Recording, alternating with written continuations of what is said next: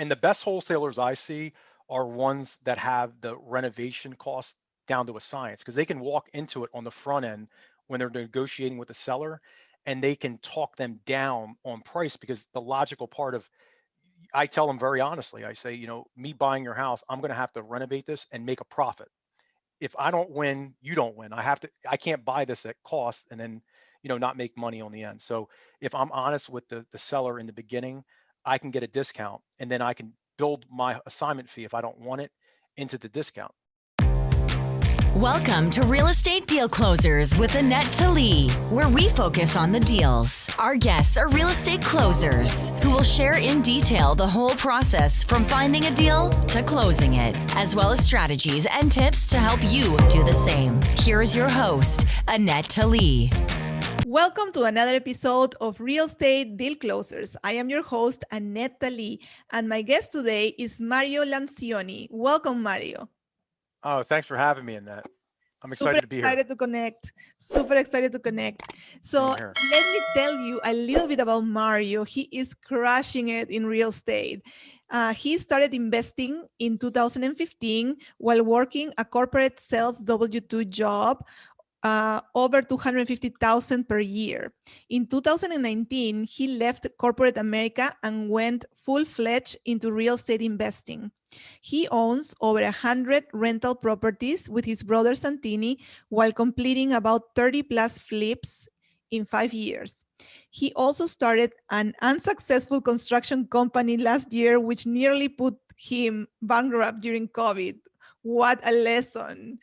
Let's talk about that later. Absolutely. Over the past 6 months, he has actually scaled back on rentals, heavily invested into wholesaling with his 3 sales reps and leading the charge. Wholesaling has also led to a lot of inroads into multifamily, commercial, single, and multifamily. Wow, amazing. So tell me, Mario, how did you get into real estate? I got into real estate from my brother Santini. So even though he's 3 years younger than me, he's always actually led the charge into pushing me into doing something that I may not want to do. So real estate was one. And he came across the multifamily when we were working our corporate sales job. And we just talked about, like, what, we can make over $1,000 a month on this rental property. And we ran the numbers at the time, because it was very easy, because it was a turnkey triplex. And it just made sense. So we invested in that one. We saw the cash flow come in. Thank God we inherited 3 great tenants. And it just felt so easy when we made $1,000 a month. So we're like, let's continue to do this thing. So we kind of slowly, while working a full-time job, just kept adding one multifamily after another. When we say that, it was a triplex and under. So it was either a triplex or a duplex we added. We never did anything grander than that. So so we started adding that. Then we started shifting a little to single family homes, and poof, here we are today with all these rentals. But we just really systematically just kept pushing the ball and moving it down the field and adding one rental after another. And we didn't really look at the number, how many we had. It was our insurance, the person who brokers our insurance out for our homeowners. He sent me and my brother an email one day. He's like, "Hey, congratulations, you eclipsed over 100 plus rentals," but we weren't really keeping track of it. So it was just us keeping our head down and working hard. Yeah. Mm-hmm. Amazing. Yeah. And so at what point you said, okay, I'm just going to leave my job and go full gorilla on this? So it was actually very ballsy of us to do this. So we left a gushy W-2 job where we had 2 years left on a guaranteed payout contract. My brother and I were both making $250,000 a year. We were actually a partnership within this organization. So they paid us out very handsomely. It was like a pro athlete contract. So we kind of gambled on ourselves. We felt there was a point where we were doing pretty good in the rental space. We had about 25 rentals, maybe a little bit more. I can't remember the exact number, but we talked. My brother again comes back to me and he says, "Mario, why don't we just actually take a gamble on ourselves and go full time, because we'll scale faster." He's like, I know we're not going to bring in as much income, but he just said, "I'm not happy." And for a younger person to say that, and getting himself into an uncomfortable situation to scale, we decided to take a leap of faith, and we really trusted our instincts and all our contacts. We really felt confident. We knew how to do the burst strategy. We had all the right pieces in place with our our private lender, hard money lender, investors we had. So we just felt we had all the right tools in our tool belt at that particular moment to take a gamble on ourselves. So we did, and it paid dividends. But we realized when you work for yourself, you work way harder than working for an employer. And we were working probably 100 plus hours a week. I think I still do it to this day. I'm just ingrained that way. And but it felt different because it was us. We were able to put our name on the office, which was like one of the most proud moments for me to keep our last name, out there, and I loved it. And it's a nice feeling to actually own your own business, and that's what it allowed us to do by taking that risk 2 years ago. Awesome. Amazing Yeah. story. Now Hmm. you have the legacy, right? Like your name is gonna be there. Which Uh, is awesome. Yes. yeah. The Deal. All Yes. right. So what deal are we gonna talk about today? So the deal we'll talk about today was a wholesale deal I found by cold calling a homeowner, and it was a duplex, which the woman initially wanted $70,000 for. Do you want me to get into the numbers and how I Yeah. came up? So for the people that don't know, can you explain what's wholesaling? I see. Okay. So wholesaling is essentially when you go directly to the homeowner or customer. So essentially, it's a person that owns a house and you are trying to negotiate directly to them without a realtor involved. And by doing so, you cut out real estate commissions, closing costs. So you can buy it directly from them at, uh, in theory, a discounted price. When you get the property, a traditional wholesale deal is you're going to connect them with a buyer who would be an investor, and by doing so, you make a commission by building yourself into the deal. It's called an assignment fee.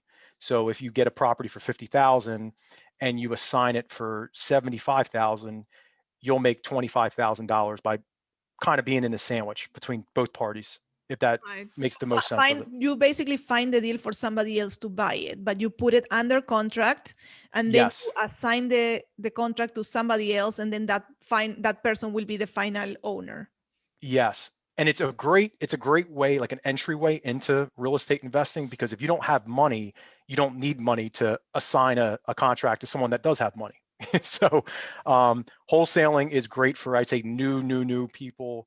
For me, it was an advantage because I already have investment properties and I just wanted to get a property direct at a discount. So it was a natural fit for me, especially with my sales experience, where all I had to do was tweak some things, and it worked out pretty quickly for me to understand wholesaling and get into it, and also keep the best deals for myself. So the whole premise of wholesaling, first and foremost, were for Santini and I, was the best deals we have access to and we can keep. And if we don't particularly love it, or if it's a fix and flip we don't want to get involved in, we have enough of a network of investors that we can just wholesale it to. And it might be taboo for some people, but we've made it such a comfortable transaction, even with our title company, that it doesn't feel like we're getting one over on someone, because we know the construction costs, we know the profit for the investor too on the back end. So it's a fair assignment fee we charge, because we also know that they're going to be repeat customers, because they're making a profit too. So everybody wins in wholesaling if you do it the right way. Right. Yeah. And I think that's the Yeah. main thing for new people that want to do wholesaling. You have to be, a little bit open and honest with people. If you, Mhm. I do get some wholesalers that, I'm on some emailing list, but when they send me Mhm. the price is like market value. It's like, why would I Yes. buy it from them at market value when I can just buy it on the MLS? Or sometimes Exactly. it's higher than the MLS. You're right. So It- yeah, you have to, like, if you are going to wholesale a deal, you have to know how much it's going to cost to fix, and then you have to just charge accordingly. Less, yeah, it has to be at a discount for an investor to buy it from you. you're right. And the best wholesalers I see are ones that have the renovation cost down to a science, because they can walk into it on the front end when they're negotiating with the seller, and they can talk them down on price, because the logical part of, I tell them very honestly, I say, me buying your house, I'm going to have to renovate this and make a profit. If I don't win, you don't win. I can't buy this at cost and then, not make money on the end. So if I'm honest with the seller in the beginning, I can get a discount, and then I can build my assignment fee if I don't want it into the discount. So But then on the back end, being educated enough to talk to a buyer like you or I'm not going to list the property to them when they're like, Mario, you're crazy. The numbers don't work for me. So I go into it that I'm not just putting a house under contract to then have a buyer reject me. The numbers have to work for everyone involved. So when I go into it, I look at it from the vantage point of every person involved in the thing. Right. And I think a lot of people don't like wholesalers because, some wholesalers don't understand these numbers. No But clue. if you think about it, that assignment fee is saving you a lot of time because you're going to get a property at a discount and you didn't Mhm. have to send marketing. You didn't have to follow up. You didn't, the wholesalers are doing, a lot of work up front. They are. So their assignment fee, it's worth as long as the Yes. price makes sense. Exactly. Absolutely. And even sometimes we recently had an assignment fee where one of my sales reps and my half brother, he landed a $35,000 assignment fee in one of the shore points in New Jersey, but he connected the buyer from New York City. And New York City people are just used to just way bigger numbers on the purchase price, but the numbers still punched out for the guy. He actually was aware of the assignment fee. He wasn't upset because he knew on the back end he could make up to $90,000 on the flip. So the assignment fee was fair. So a lot of times we don't do like blind seller assignment fees or double closes. A lot of wholesalers do to hide it. We're very open and honest with it. And also our title company, the person we deal with is very comfortable dealing with investors. So he can speak to buyers and sellers so they understand why there's an assignment fee and why it's fair that say Mario brokered this deal for both parties. So if you have the right team, kind of like what I talked about with the rental space, on the back end with wholesaling, it makes life a lot easier, and it's also a community too. Wholesaling is like a community of you kind of root for each other because it's a tougher space to be into at the same time. Yeah, Awesome. All right. So yeah, let's get back to the deal. So, what type sure. of asset was it? Class A, B, or C? This was a Class B. It's in a really good neighborhood, and it was a duplex. So this woman was basically a tired landlord, I call her. She was older. She was on the back nine of her life, and she just wanted to not be a landlord anymore. We originally started around 70,000, as I mentioned earlier, and I was able to talk her down to $55,000. And the reason being, it was a construction cost. I just explained to her when we went to the property, it needed new windows. It needed an updated kitchen on both sides. So by getting it at 55,000, it allowed me to do two things: to either keep the property as a duplex or wholesale it out because I was able to get a nice discount on it. So with that And being said, what was the price of the property if it was fixed up? so fully renovated, it was worth $175,000.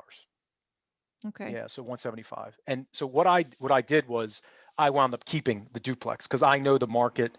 I have two single family homes in this specific town, so I know the rental market. So the numbers just made sense. One unit we put a VA tenant in, which is guaranteed rent from the government. It's a veteran. So we wound up doing it was a one bedroom in the front, and in the back, we house hacked it. It was originally a one bedroom. We turned it into a two bedroom to increase the rent to 1,400. So between the two, I knew going into it, we could pull around that number, like say 2,500, 2,600 a month. And then when we refinanced it, I knew the mortgage would be between 1,000 to like 1,150 per month. So the cash flow just made perfect sense. And just going a little bit above and beyond with renovations, I punched it out at 50,000. Other people probably could have got it done cheaper. So when I looked at it, I'm like, there's enough meat on the bone on the back end. If I wholesaled it and made $25,000 and as an assignment fee, the investor can easily fit his construction costs in and make a profit on the flip of this duplex. But for me, it was a deal that I wanted to keep. I just said, you know what, I'm going to be selfish here.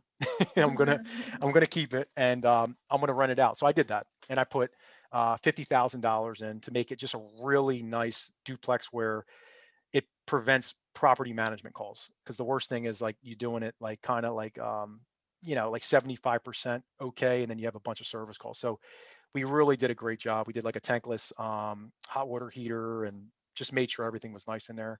So we rented it out, and right now I'm in the process of refinancing it. It took three. So right now the banks are taking a 3 month seasoning period. So it's about that 3 month time where I submitted all the paperwork to start the process. Awesome. So you bought it for 55, then you put Hmm. 50,000, so that's 105, Hmm. and you think it's going to appraise at 170? Yeah, why 170, 175? Just because the market is so hot right now. Duplexes probably could have, the comps I've looked in like a half a mile radius, they might be a little higher right now. So if it's on that scale, I'm happy. I'm more than Right. happy at Oh, that. it's an amazing deal. So you're making 70,000, with 50,000. So it's amazing. Um, Yes. and how did you pay for it? Did you finance it? Did you pay cash? How does it work? It's kind of like so it was an investor that has been investing with me for 2 years, and it's similar to a syndication of say a multifamily. It's just an investor. He invests money with me, and I just used money that we had kind of sidelined for this project. So I basically sent him over a formal email with the property pictures. I broke down all the numbers for him, and told him that this would be a great duplex for us. And then at this point, he just likes me to give him a brief overview of it, and he just says, "Pull the trigger, Mario. I know I already trust you." So So this will be like a private money lender to you, correct? Like he gave you the money and then you pay him an interest, or how do you do it? no, so this is actually an investor who invests with me, Okay. and but he does. We do build in his interest only payments into the deal. So if there is, if he took like a HELOC loan on his house, he has interest only payments on his HELOC loan. So I make sure any deal, I within the budget, I have to fit his loan into it, if Hmm. that makes sense. So he's not private. We're using essentially his equity in his house to fund the deal, but he's an investor, a private investor of mine. Right. So then once you refinance and cash out, then Mhm. his investment goes back, and then you guys keep the property and share the equity. Correct. So with him, we put it into our business checking account, and then we'll essentially, well, not we, I will. I'll keep scanning the market for other homes to anticipate to take his capital and redeploy it into another investment property. So that's kind of what that our strategy has been, is acquiring like duplexes and triplexes, and he's kind of getting to a point like myself is where we're like, let's scale into commercial, like the space that you're in. So we've been reading books. We've been trying to network with people that are in that space, because like we feel like our next step is he has access to a bunch of doctors and physicians. So it just makes sense that we can raise money easily. We have the portfolio to prove that we're successful on the single family, multifamily space. So like the natural fit would be the next step, but we To need a scale mentor, up. because we are not, like, it's like me talking to you. You know more about it than me. So in essence, I would come to someone like you because it just makes sense. Because I would lose my shirt if I try to do it on my own. Especially in multifamily, which is like a team sport, right? Like there is so much to Yes. do that having a team that is gonna, each one is gonna take a different task, Hmm. and share the work. It's amazing. Like, one day I was thinking about it. I'm like, oh, there is so much to do. And then I'm like, wait, I don't have to do anything because my team members are doing it. And I'm like loving it, because normally I have to do everything when I buy Yes. a single family or a duplex, Right. or small properties that I am managing myself. I have to do everything. The phone Yes. calls, like I got a call today, the toilet is not flashing. So guess what? I gotta either send the handyman, or in this case I had to send the pumping company for the septic tank. Oh, I've been there. Yep. So it was such an amazing feeling to be able to not do everything, right, when you're working with a Yes. team. So that's Yes. awesome. All Yes. right. So we know how you pay for it and how you fund it. And so let's talk about the refinance, the cash out refinance, because I think some Mm-hmm. people are not aware that you can do this. You can buy a property, you can add value to it, and then you can take your money out of it. So let's talk about that. Yes, it actually feels like it doesn't, it's not real or doesn't exist, but it's totally a real concept. So it's basically you're able to refinance. Right now, the lenders I deal with are up to 75% of the home's value. So to keep the numbers simple, if the home is worth $150,000, you're able to pull out 75% of the property value. So if you own it free and clear, like we use cash, you're able to pull out 75% of the value of the home. So sometimes you actually can get back more money than you put in, if that makes sense. So if you buy the home at 50 and your renovations 50, they will give you a little bit more on top. So we always keep it lower. We try to keep our principal pay down as low as possible. So we don't, sometimes we don't take out the full amount because it's not needed. So we just take out basically what we borrowed.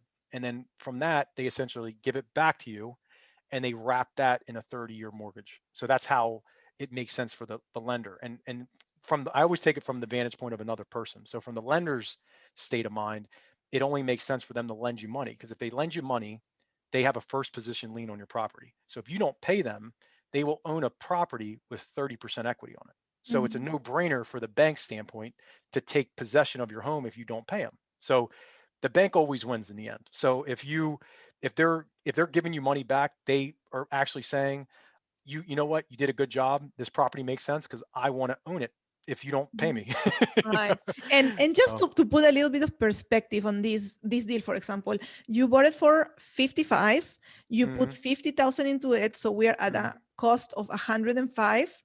yes. It should appraise, or with you think is going to appraise at 175, hmm right? So if hmm we multiply, 175 by 75% that you can take out, you're hmm going to be able to take out all more than what you put into the property. Exactly. Exactly. So let me actually give you some I'm not a mathematician, so let me see here. So it's So 131,000 more or less you can take out of the property if you wanted to. so the reality is what I believe I get back on this specific deal, I would actually get back 113,750. And the reason I After can all the fees. explain exactly. So some people, and I made this mistake when I was a newbie, when I was told I'd get 75% back, I was like in my brain, I'm getting, like you said, that number earlier, I'm getting 131.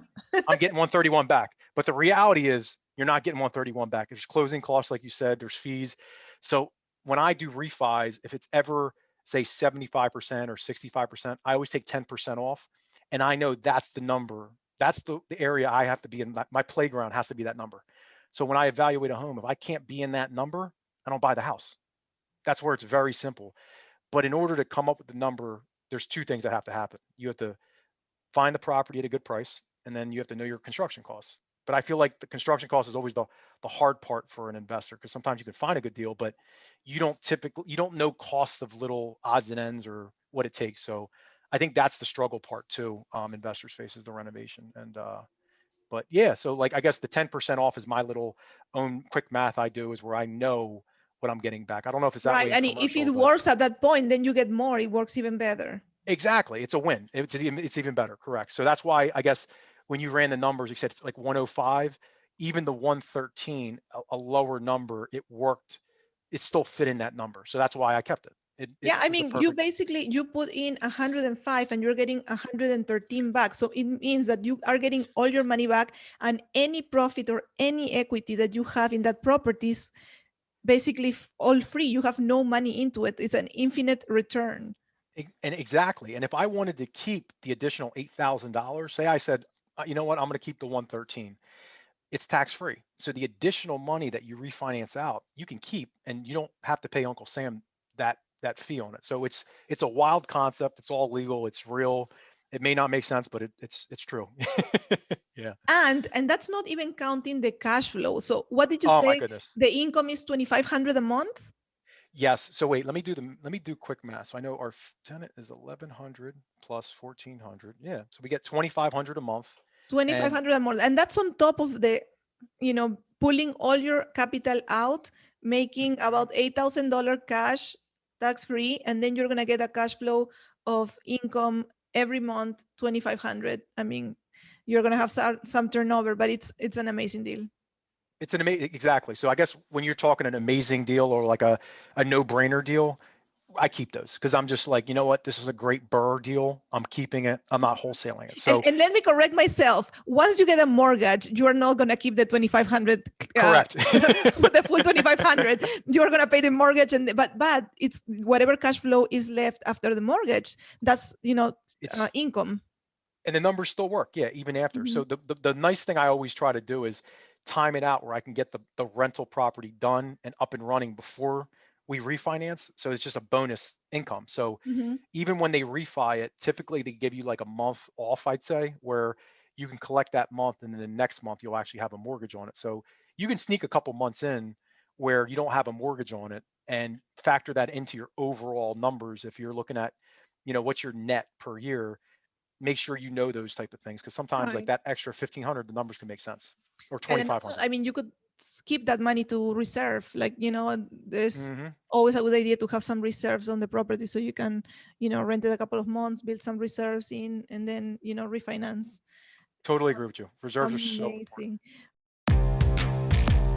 Productivity hack. All Yeah. right. So let's talk about your productivity hack. So, what Okay. is that one thing that you have done in your business that has helped you scale exponentially? So a productivity hack has been for me is time blocking. So making sure I carve out a specific time per day where I focus on a task, a specific task that's very important for me. Right now, I have two big time blocks for me, which are very important. Is one, getting up and getting to the gym no later than 6 a.m. So that's a time block where from 6 a.m. to 8 a.m. I need that time for Mario time, because it's just crazy throughout the day. So 6 a.m. I have to work out, and then I do the rest, like if I meditate or if I read a book in that window.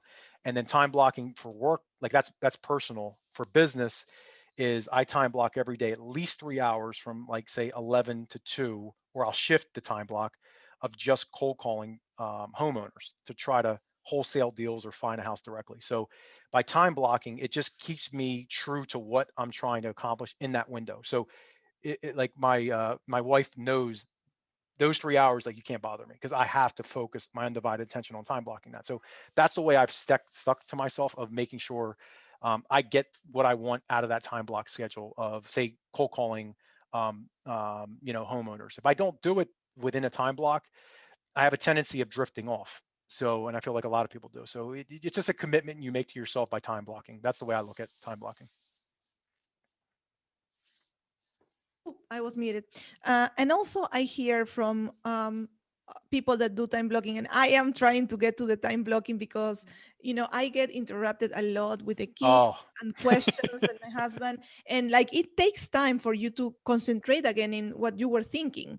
So, yes, if you get constantly interrupted, then you waste so much time. So sometimes I end up just waiting for the kids to go to bed, and then doing more concentrated work at night, because that's when I can be quiet and I can really concentrate. But yes. I also hear people that they time block family time because otherwise they work way too much. Do you time block your family time? I can see that. I truthfully, I don't, and I know I will have to. That's going to be very important, because, Andrea, my wife, like I said, she is very important to family time, and she's like, when we have kids, you're going to have to be here, and you're going to have to be present with them. Like, you don't have to just be here; you have to be present, and I understand that. So, I think time blocking is actually going to be essential by doing so. But I know I kind of prep myself too by working out in the morning versus later in the day, because that would cut into family time essentially. So I agree. I think time blocking for family time is essential. I don't practice it right now, but I will. That will be a time block thing that I will add to my life, because I think we talked about it, like yourself. Like, it could get chaotic. You can work 100 hours a week because you love what you do, and you could just work all the time. But you have to be there for your family, and I'm fully aware of that. So you're right. Yes. Absolutely. That's one of the things that my husband is always also telling me, like, you love working, but you gotta, you gotta, be present, like not on the phone or doing something else. So, Yes. I told him that, okay, let's start time blocking, and let's start time block our next vacation as well, because Yes. we want to make sure that we reserve that time to recharge and to do Hmm. something fun. Like the kids need to have some fun. We need to, not work for a week. Yeah. Which And is impossible, but yeah, I know. yeah, so I was telling him, like, let's start with the vacation, and then then continue with like family time and date night, which is a challenge sometimes when you have kids. Yes, I bet. Time block a date night at least some people do it once a week. I am happy if we can do it once a month. Yeah, I believe it. I'm going to be there soon. We have a newborn on the way in March, so Oh, I know life's. congratulations. Thank you so much. So I'm sure we're going to be in that same boat, and we're kind of preparing for that. That's why I've been time blocking my schedule, working out in the morning, because I'm prepared when I'm home. I want to be home for my son and be there for my wife. So I agree with you. I understand that. Yeah. Yeah, and Ryan is such an amazing dad. I Hmm. don't give him credit too much, but he when we had my first daughter, Sienna, he would come home from work and he would kind of take over the bath time and getting her Yeah. ready for bed, and then we would put her to bed together. But it was just like an 1 hour for me that I was like, "Ugh, okay, you know, I Yeah. don't have to take care of somebody else, because it's tough at the beginning, especially. So he was like Yeah. 100%, involved, and it was such a supportive husband. That's And sometimes my mom was like, "No, no, no, I'll do it." I'm like, "No, no, no, no, mom, let him do it, because when you leave, who is gonna help me?" that's so you true. need to you need to let him, do his part. I So know. it was Yeah, it's funny. My Andrea, same thing. She is a workhorse just like me, and I tell her too. I was like, if you don't unplug, I'm not going to get the best version of you. So you need to let me help you clean the dishes. She wants to do everything, and I'm like, you're going to have to scale something back because you're going to lose your own sanity, and you need to be you. So if you're on top of everything and try to be great at it all, it's never going to work that way. So I'm trying to feed her that so she understands that she has to have her own personal balance and personal time. Like you said, you need an hour. absolutely, I Yeah. I can easily not look at the dishes and just leave Yes. them there. Yeah. Yeah, I get it. Expert tips. All Yeah. right, Mario. So let's talk about the three expert tips. So you wanted to talk today about three expert tips in wholesaling. So tell us about Yes. that. So three expert tips, and I'll just go through all three quickly. The first one is a script. So you absolutely need a script. You need to stay true to it, and constantly rehearse it and practice it. Number two is very, very important, is following up. Like you have to, the saying is fortunate as a follow-up. So if you use your script and you constantly follow it with good leads, they're going to convert to sales or they're going to convert to appointments. So it's very important to have an appointment.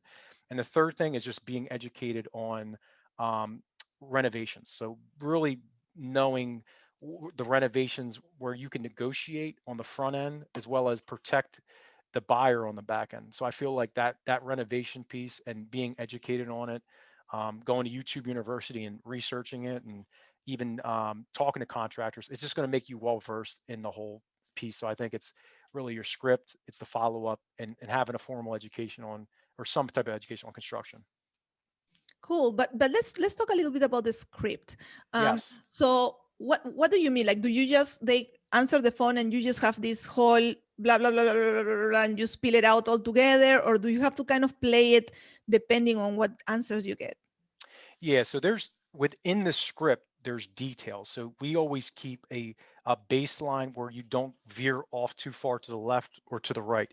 So there's just four basic we call pillars. Like you have to go from the intro, the property condition, their motivation, and timeline. It's very, very simple. So within the framework of that, you can add your personality and tweak it, but you need to keep them in the rails of that specific thing. So you have to, like, we literally role played this morning. I was with my guys going through the intro of just sounding more in command and confident, and you sound like you're buying the house. Like a lot of the young guys I work with, they're not convincing me that they're buying the house. It sounds like they're very intimidated, and I'm like, people can sense that. So smile on the phone. So I have them practicing smiling when they pitch me on an intro, So we go through the intro, and then from there it's understanding the condition and understanding, the timeline and their motivation. But the one thing so this is my practice. We don't dive too much into price because the price makes it feel salesy. So it's really a lot of fact finding, introduction, getting a feel for the person, and then the follow-up call will really be like us trying to set up an appointment on the first script call into the follow-up, so we can go there and meet face to face and go through price and know where our leverage is and where the numbers can work out. But I think one of the big taglines I always tell my guys to do is by letting the seller know that we may not be a good fit for them. So I always say, you know, uh, when we do the intro, we always say, but we just want to see if this is a fit for us as well. So if it is a fit, we would love to move forward with purchasing your property, but we have to, schedule a time to come out there or discuss more about the details of the property in order to fit for us as well as for you. So by just adding something like that, it it creates a boundary that they don't think you're a typical wholesaler. So there's a lot of little quirky words that I'll use from my previous sales experience that helps people know that like we're kind of keeping them on the hook too. So they're curious to know what's going on with us. But another person may just shoot a crazy offer out and it's just like you lowballed me. So we get a lot of like kind of like cleanup work, like other wholesalers did, and we clean it up, polish it, and then we package it and close the deal. So yeah. All right. And so how do you mentioned motivation. So how do you get an owner to tell you the motivation? Because I get these calls constantly. They call me, Yes. they want to buy my property. And, sometimes I'm like, okay, so how much are you going to give me? Like, how much are you going to pay for it? Like, I ask them Yes. directly, and it's like, well, we need to ask you a couple of questions before we know. And, so Hmm. how do you get from asking information about the property to their motivation? So there's two, I would branch it off into two ways. So if someone like you, your motivation may just be the property's turnkey, there is really no motivation but a price. So if you're a typical wholesaler, I can't lowball you because there's not enough margin. So there's only two other options I would throw out to someone like you. It would be, is there a price that would, is there an offer that I can give you that would be lucrative enough to make you sell the property, and it has to be within reason. Annette, Right. it can't be crazy. So if you're like, you know what, it's worth 175, I'd like to sell it for 175 without any realtor fees. And my rebuttal to that would be, you're speaking my language because that's right up my alley. I offer them an option that I do. I actually didn't tell you about this, is a rent to own program. So what I'll do, and I'll be very honest, it's called an assignment out that we charge. So I would tell, like, I would say to you, like, I can get you someone that will purchase your property at 175 or actually higher, but I would charge you an assignment fee. The assignment fee would essentially be me finding a qualified rent to own buyer that is about 7 to 10 months out of purchasing your property. I'm going to get a 7 to 10% commission from them on the front end to apply towards the principal of the purchase of your house. And by doing so, I'm going to take 75% of that deposit. So if the deposit say $10,000, I will take 7,500 of it. I will give a net 2,500 of it, and then I will essentially package that person to you and my mortgage lender, so they will cash you out, if that makes sense, at the number that you wanted. So that's one motivation if you're not willing to budge. I know there's a lot inside of that, but that's one advanced way. I actually tell all my young guys, if it's something kind of crazy like that, bring it to me because I know how to handle something like that. That would be an option. The other option would be seller finance or subject to, where if you own it outright, I'd be willing to pay you the amount you want, but you would have to seller finance it to me for say 30 years with a 5-year cash out, or subject to if you have an existing mortgage. I would assume your mortgage. I would do a performance deed, I'd call it, where I would have to perform to own your property. It's similar to like owning a vehicle. Like if I own a truck and I give you payment plans, after you pay me $2,000, I'll give you the title to the truck. So that's another form of selling somebody. Or if it's a distressed property owner, which is a second category. So it's like motivated by price or distressed, we would have to ask specific questions of saying, like by asking them like, how's the property, like what kind of condition is it in? If they're like, oh, it's all beat up and it needs a ton of work, to me the immediate response in my brain is they should be somewhat motivated because the property is a disaster. Anything that's a headache, their motivation should be they want to sell it. I mean, I don't know unless it's like some real emotional thing they have connected to it. But if that's the case, I try to dig in a little bit. Say, what's the reason why you haven't sold it to anybody? Why have you not put it on the MLS? Why have you not? Why has there been no movement? So I'm not really selling anybody. I'm just fact finding. And then by fact finding, I just think it's got to be a solution. You got to come up with a solution. I have a situation right now where there's a person that just wants to sell it to me for like nothing, but they're looking for a mobile home. So I'm looking on. I said, listen, what I can do is I can help you move out because my dad works for me actually. So I said, my dad can help you move all your stuff out of the house, and I'll help get you set up in a mobile home. But in order for me to do all that, you're going to have to sell me your house at I think it was like $13,000 because I was like, I'll pay off all your tax liens, but I need to get it at 13,000. And then what I'll do, I'll make sure that my dad gets all your belongings out and he'll get you set up into a mobile home. That to me was a solution. No other wholesaler is going to think of all those variables to get it done. And I told my guys, I said, just build it into the price. If you know a mobile home is going to cost $7,000 and my dad is going to cost $100 and, renting a U-Haul, build it into the price, but we have to know if we're going to wholesale it, can we wholesale it at 40,000? Because then if our cost is say 20,000, 7,000 of the cost is my dad moving them, buying a trailer, and then the 13,000 lien. So, you got to just kind of fit things in. And I think it's just being creative and coming up with a solution. With a win-win. That's a long answer. I'm sorry, but I'm trying to explain No, the best. I mean, this is awesome because you are just saying, with time, you have found these other solutions that match the motivation Yes, of the person. So like if you were new and you only knew that you can wholesale it and you can just give them the money, they would say no because I want to move. So then with time yes. you have found all these different solutions that you can make it a win-win for both parties.